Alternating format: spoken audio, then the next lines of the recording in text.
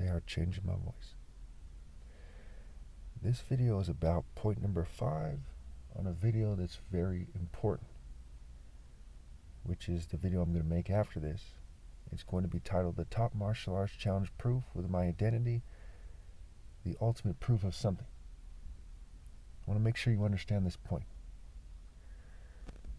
Okay, so now let's look at the nature of my Top Martial Arts Challenge, right, that I made in 2013. It's still going. Okay, it's in December, on December 20th, it'll be 12 years to the day. So it's 12 years technically. On December 20th, it'll be 12 years to the day. So now what does it mean? What is the meaning of that challenge? Why does it prove that I'm the top martial artist ever possible when coupled with my identity? You'll see what I mean. You'll see that the argument is sound here. So as the person who is logically the best due to life wisdom, genetics, heritage, heart, righteousness, and justice, and more, I made a top martial arts challenge to all of mankind at the last point when it was logical to do so. See, timing is also a very key principle in martial arts. When to strike, how to time a block or a dodge, or your footwork, or a series of moves. What is the timing in regards to a 7, hit combo, you might say, to put in ways that you can understand, right? A 7-hit technique. Okay, mixing hits with blocks, what have you. Timing. Timing is a very key life principle.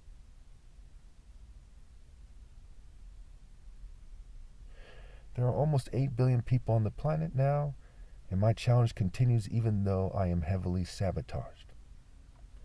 Technology, breeding, cheating, and generational ill-gotten gains rules out everyone in the future. On top of this, the martial arts systems we see still have racial components. Those racial components create the situation where people are still trying to subtly and otherwise say that their races are superior unfairly because of them. Now, there's a lot of LGBT stuff going on here too, which confuses that, but that is still there.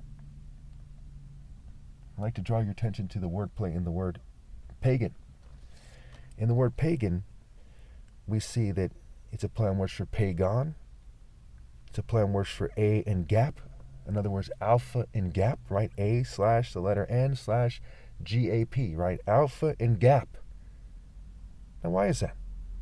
It's also a play on words for gay Pan. Now, Pan is a deity of Greco-Roman mythology, which goes back to college frats. And in college frats, you see that people are kind of careless. They're not going to be competing for the ideal person anytime soon. Now, how many other groups are like that? A lot of gangsters act that way these days. They act very strange, very strange.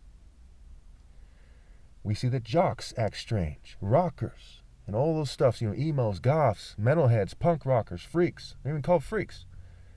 They've ruled themselves out. So the idea of pagan, and Christian groups that are presented as less serious is that they're trying to create a gap between the governing class who pretends to be alphas, and everybody else.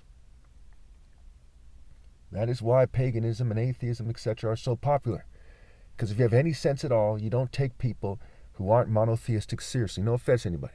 The closest thing to it might be Buddhists and Hindus, but besides that, you basically don't take anybody seriously who doesn't believe that there's one God and that God created everything, because it's not the logical assumption to believe otherwise with the information that's given.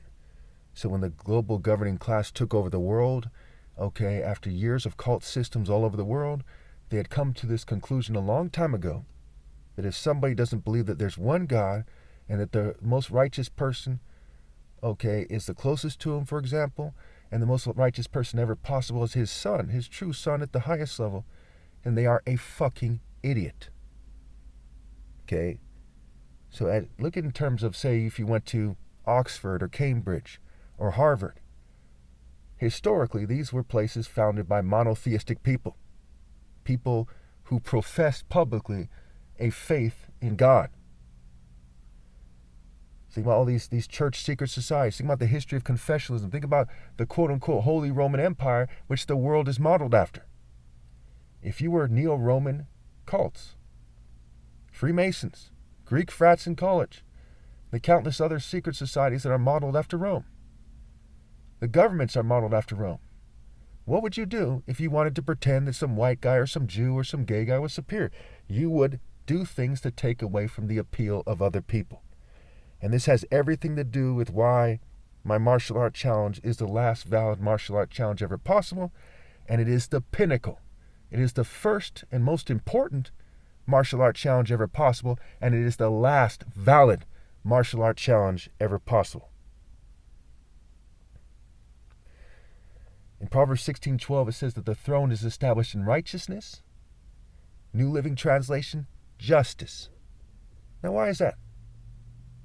And why do kings wear a sword? Again, why is it called the sword of Scripture? Why is the throne established in justice? And why do kings wear a sword? Well, true kings. Any evil person can, use brute force and say, I'm a king, everyone act like I am, kind of thing. But a true king, in the eyes of God, has established his throne in justice. That includes a king of martial arts, which means you have to do these ideas justice. You can't cheat. The word tech, T-E-C-H, is a play on words for C-H-E-T, which is like C-H-E-A-T, so it's a play on words for cheat. And again, cheat goes back to he cat and see he at. So they're trying to confuse how you see things. And they're trying to confuse how the opposition sees things, so they don't care about themselves, start drinking and smoking and so on and so forth. Doing drugs, whatever. Cutting themselves. Being put on psych meds. They're cheaters. And they've been cheating for generations, so they're ruled out. Because we all know naturally the black spectrum of mind, body, soul, and spirit goes beyond other people.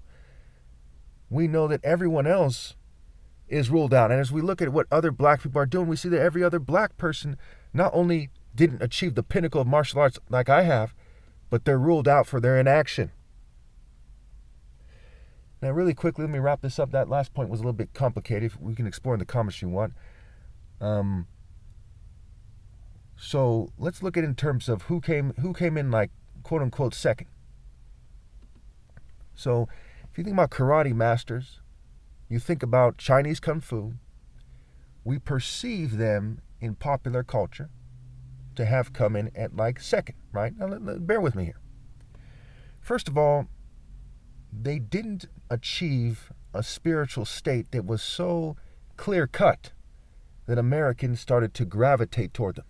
Now, in their respective countries, people gravitate to them. But here, where there's people all over the world, people didn't quite gravitate toward them, even though this is the country with the most martial arts schools in the world. Now, why is that? Because we don't perceive their character, which martial arts has everything to do with, as going beyond Christian characters. Now, they are outnumbered here, what have you, but it's not that simple. For example, if one guy was fucking 50 feet tall, and everyone else is the height that they are, it wouldn't matter there's one guy, he would have proven his point that he's the tallest person in the world. And so it is with character. Black people are only 13% of America, but their character went beyond everyone else. If they're only 3% of America, it would have been the same thing if Martin Luther King and I, etc., were here, and Martin Luther King is publicly known. Martin Luther King was not a martial artist as far as anyone could tell, but his character went beyond all the known, all the popular culture martial artists and schools in America.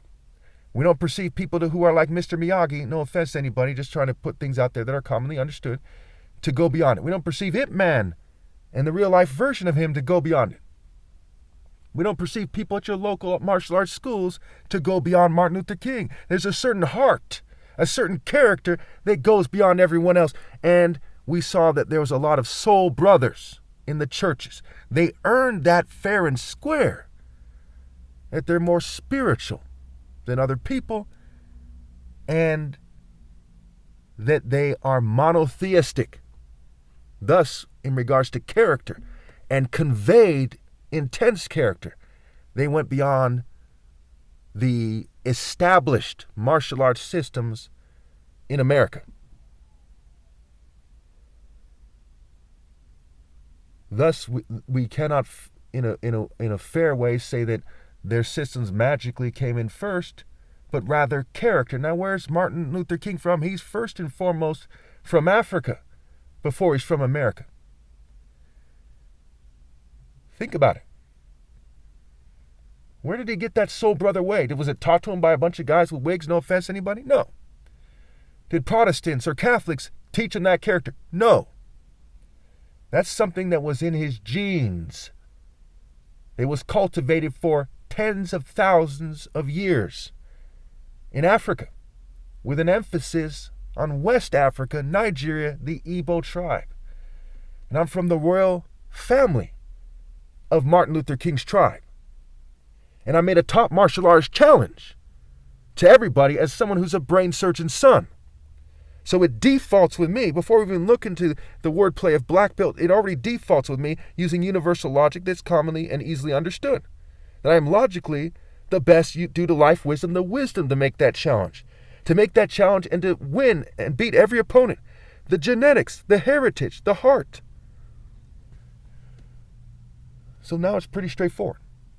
And again, just because I brought up height before, I don't care about height. I'm not the tallest person to ever live. I'm 6'4". There's a lot of people who are 6'6". Maybe somewhere around 5%, 2% of Americans are taller than I am. And this country has like 340 million people. There are millions of people, really, who are taller than I am. I don't care about height. In sparring, quite often, people who are shorter beat people who are taller. Like I could easily beat, in fact, during my challenge, I beat someone who was about an inch taller than I am. He was the, I want to say he was the second challenger. He was a tall black guy in the park in San Jose. Okay.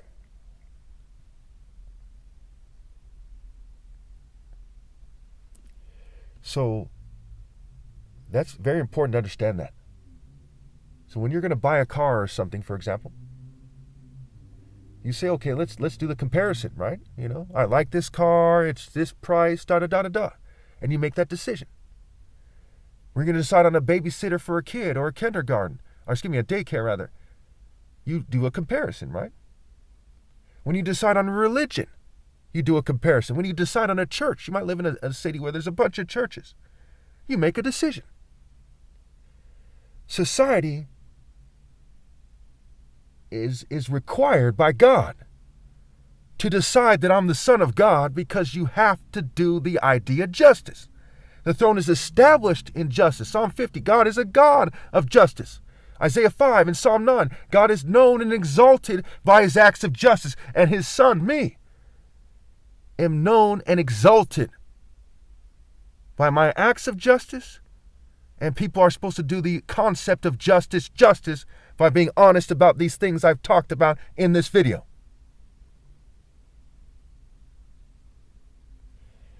And in the next video I'm going to make, we're going to go into detail about why being a racial supremacist or looking at things in terms of your people is selfish. The word selfish is like the phrase see flesh. First and foremost, we're the human race. Can you then say, well, we migrated out of there, tens of thousands of years ago, right? Maybe 70,000 years ago, whatever. And we went to Asia or the Middle East or Europe, and now we're this race.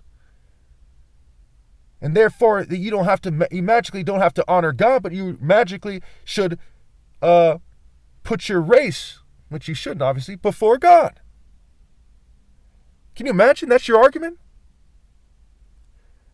Certainly every monotheistic knows I'm right immediately. This is part of the difference in intelligence. If you're not monotheistic, well, I don't believe that anyway, guys. Come on, guys. It's stupid. If you're monotheistic, you're like, look, that's a stupid argument. You put God before your race. And if there's no moral way to continue in this world, you stop reproducing. And you tell everyone, including the people of your own race, to do the same. You put a lamp on its stand. The people who don't get that and accept the boundaries of their established martial arts system have already thrown in the towel because they don't have the character to be the top martial arts ever possible. But I do.